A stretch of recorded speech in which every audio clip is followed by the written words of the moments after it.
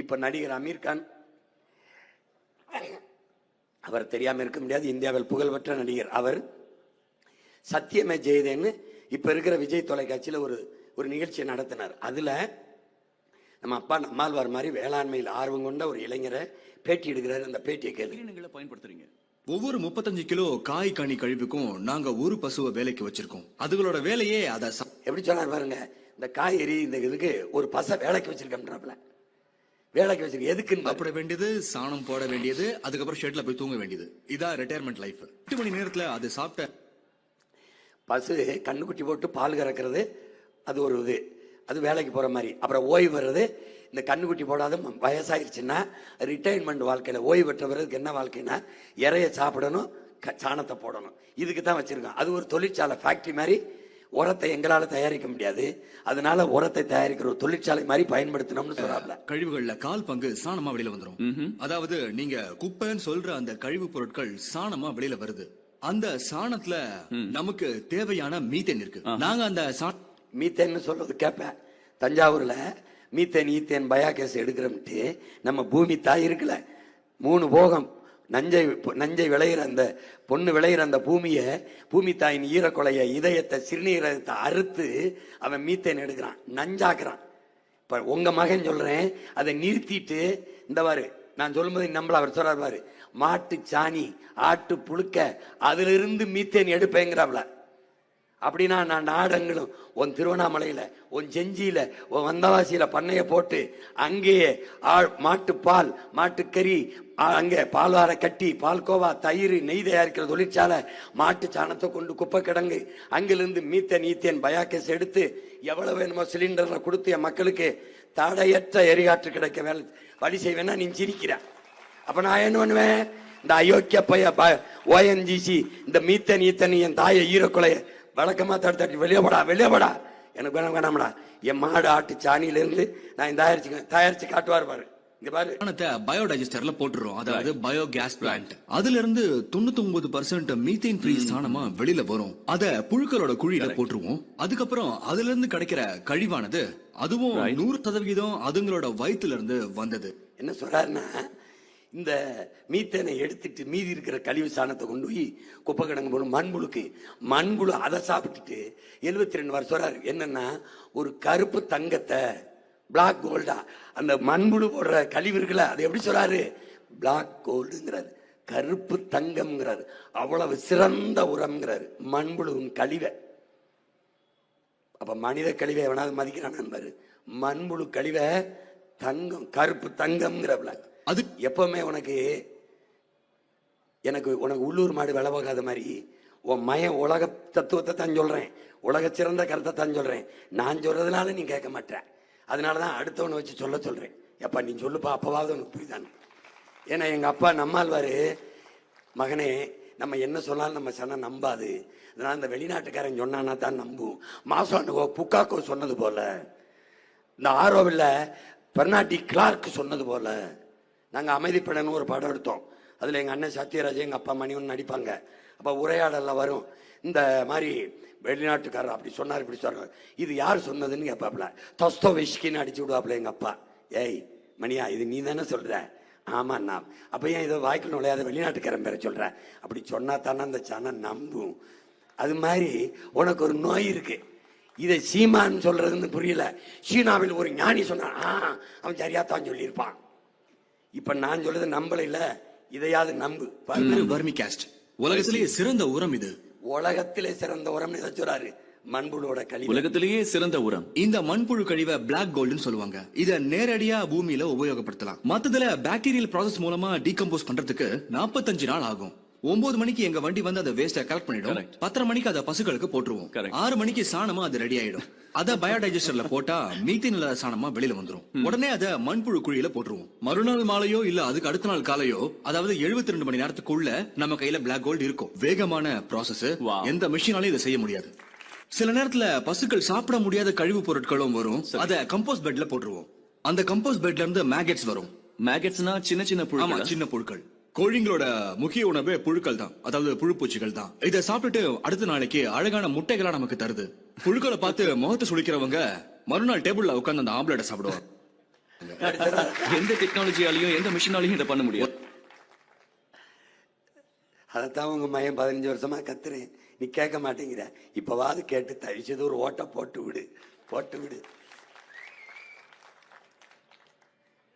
இப்ப அதை கொண்டு விட்டு செயற்கையா மண்புழு உரம், இந்த எப்படி ரசாயன உரத்துல சிக்கி சாயிறான் பாரு, அழிஞ்சு போறான். யாரு? பிளாக் கோல்டு, ஆகச்சிறந்த உரத்தை தந்தவன் செத்து போயிட்டான். எதுல? பாக்டம்பாஸ் 60, 20 யூரியா, சல்போட்டு, பொட்டாசியம், கண்ட கருமத்தை போட்டு மண்ணில் இருந்த இயற்கையான அந்த வளமிக்க அந்த உரங்களை கொன்னுட்ட பாரு, உன் பூமி செத்து போச்சு. இப்ப என்ன பண்ற?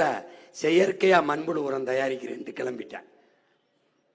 மண்புழு தயாரிக்கிற கூடம் ஊர் உரம் வச்சிருக்கா. எப்படி? செயற்கையா. முன்னாடி ஒரு மண்வெட்டி ஒரு களை கொட்டிட்டு தோன்னா 50-100 புழு வரும், அதை எடுத்து மாட்டி தூண்டில் போட்டு மீன் பிடிப்பான். இப்ப மண்புழுவை தனியா தயாரிச்சுக்கிட்டு திரியிறா நீ. செயற்கை கருத்தரிப்பு ஊருக்கு இருக்குல்ல, அது மாதிரி செயற்கையா ஒன்னே உருவாக்கிட்டு திரியிற. பாத்துக்க. இப்ப இந்த ரசாயன உரத்து போட்டனால எப்படி அவன் சாகுறாங்கிற காட்சியை பாக்குற. இப்ப தயாரிக்கிறாங்க கூடாரம் கட்டி. என்ன கொடுமை பாத்துக்க, எப்படி பாத்துக்க. இயற்கையா இருந்ததை அழிச்சு விட்டு செயற்கையா உற்பத்தி செய்யறேன்னு கிளம்பிட்டாங்க.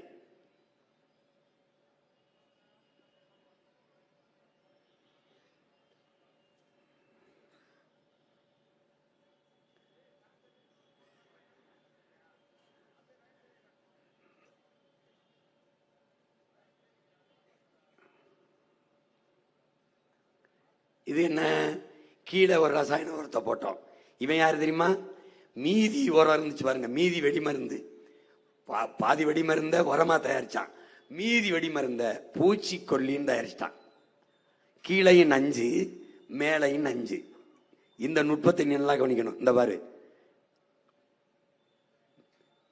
3-4 தடவை பயிர்ல, செடியில எல்லாத்துலயும் பூச்சிக்கொல்லி, பூச்சி மருந்துன்னு அடிக்க ஆரம்பிச்சோம். இது எலி மருந்துன்னு சொல்றேன். தின்னா எலி மட்டும் சாகிறது இல்லை, தென்னா நீனும் செத்துருவ. அப்படின்னா இது எலி கொல்லி இல்லை, ஆள் கொல்லி, உயிர்கொல்லி. அதை நல்லா கவனிச்சுக்கணும். ஒன்னையே கொல்லுது. எலி செத்தவன சாப்பிட்டவன செத்துருது. இதை மருந்தாக்கி பயிர்ல, காய்கறியில, தக்காளி, கத்தரிக்காய், வெண்டைக்காய் அந்த செடியில தெளிச்சா, பூவுல தெளிச்சா என்ன ஆயிருது? உடனே சாக மாட்டா, கொஞ்சம் நாள் கழிச்சு சாவ. இங்க பாரு, இந்த பூச்சி வருது, வண்டு வருதுன்னு எதனோன்னிறோம் அந்த ரசாயன மருந்துகளை அடிச்சு. எங்க அப்பாட்ட கேட்டேன், நம்மால்வாட்ட, இந்த பூச்சிகளை கொல்றதுக்கு என்னப்பா பண்றது? ஏப்பா பூச்சியை கொல்லணும்னு கேட்டாப்புல. ஒரு பூச்சி தேன் தருது, ஒரு பூச்சி பட்டு நூல் தருது. பல பூச்சிகள் மகரந்தத்தை கடத்தி, இந்த பூலேருந்து அந்த பூவுக்கு மகரந்த கடத்தி உற்பத்தி பெருக்கத்தை, விளைச்சலை பெருக்குது. இப்போ இந்த பூச்சிகளை கொண்டுட்டு எப்படிப்பா மகரந்தத்தை கடத்துறது? தேனுக்கு என்ன செய்யறது? பட்டு நூலுக்கு என்ன செய்யறதுன்னு கேட்டாரு. எவன்டையும் பதில் இருக்காது. இது என்ன செய்து பாரு இந்த பூச்சி தேனி.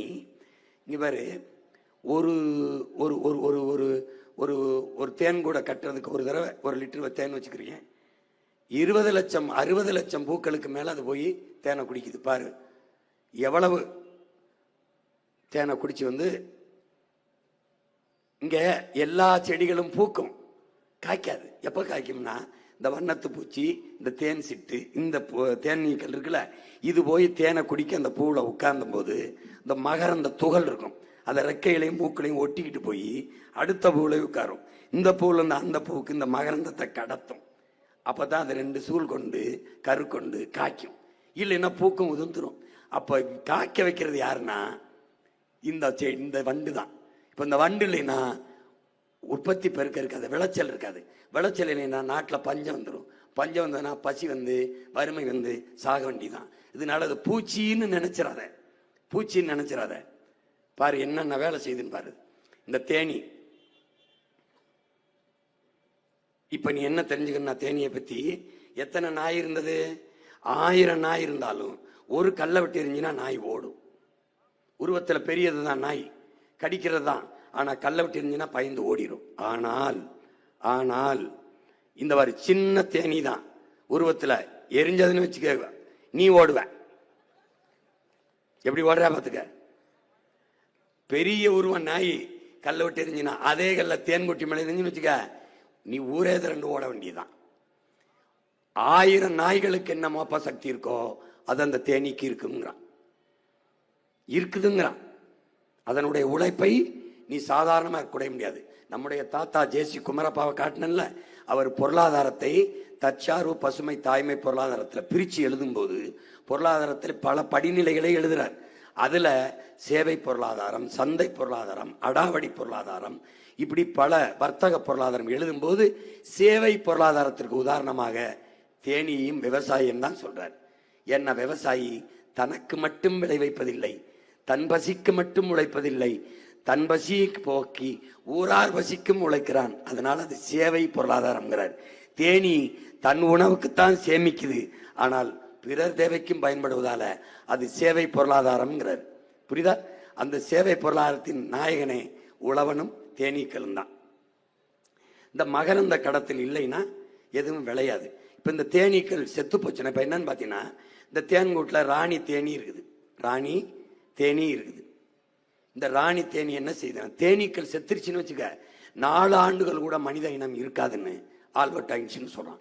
தேனீக்கு மனித இனத்துக்கு என்ன சம்பந்தம்? நான் சொன்னதுதான். தேனீக்கள் இல்லைன்னா எதுவும் பூக்கும் காய்க்காது.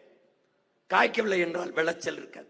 விளைச்சல் இல்லை என்றால் உனக்கு நாடு பசி, வறுமை, ஏழ்மை, பஞ்சம், சாக வேண்டியதான். அதை வச்சுதான் அவர் சொல்றார்.